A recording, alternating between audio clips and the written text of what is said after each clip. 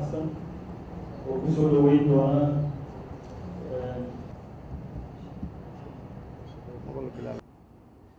midda kale arrimahan arrimo siyaasadeed ma aha inagu haddaan nahay jaaliyadda ku nool Kenya waxaan nasiib u yeelanay inaan noqono jaaliyadda kaliya ee ku nool waddanka dibaddiisa ee wada tashiga wax laga siiyo marka runtii arrintan waa arrin aad weyn waan ugu mahadnaqaynaa dowladda ay dhammaan dadka soo qabanqaabiyey in ay Nairobi noogu yimaadaan oo ayna siiyaan fursadda fikraddeena ku dhiibanayno waxaan u moodaa waa muhiim arrinkaas inaan isla fahamno oo aanan loo qaadanin in ma aragtay waa loo diiwaan gelinayo adigana kaaga ku tarsanaysa إن شاء الله. حكومة فدرالك الصومالي waxay go'aansatay iyadoo la kaashanaysa qaybaha kala duwan ee maamulada dowlad goboleedyada iyo qaybaha kala duwanba in la geliyo wada tashi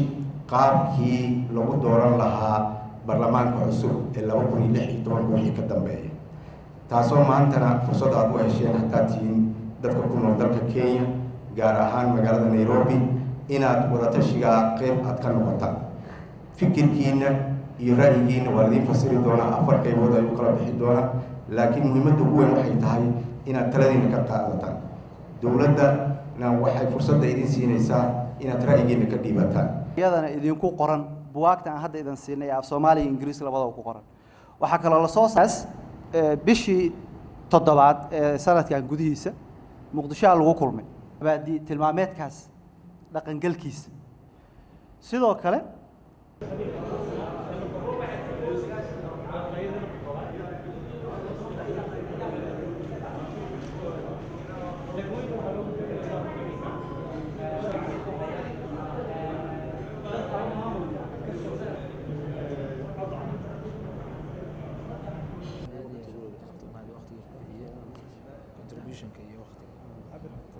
runtii annaga fursad weyn bay noo tahay anoo ku hadlaya magaca xukuumadda federaalka Soomaaliya magaca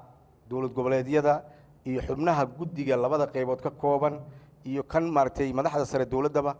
waxaan aad ugu faraxsanahay idinku mahadcelinaynaa sidii aad uga qayb gasheen barnaamijkan aroortii hore ilaa iyo buuq la'aantii uu ku dhamaaday sida maartay wanaagga ku jira aad qaybaha kala duwan aad uga doodeen ra'yigiinana aad u soo gaarsiiseen annaga muhiimadaydu ma ahayn inaan idin kala qayb galno barnaamijka laakiin waxay ahayd muhiimadeena inaan fursad idin siino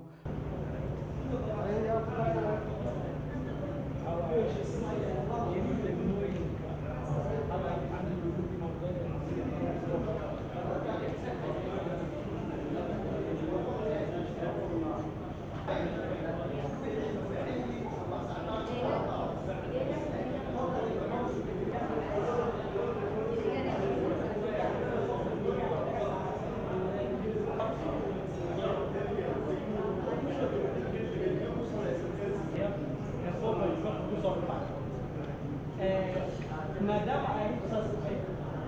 qodobada kala sida la waayo shacabka dhawaan kara dadku ku dhaweynaya shacabka way ku qasida sida loo sheegay tira ahaan dadka ku nool oo wada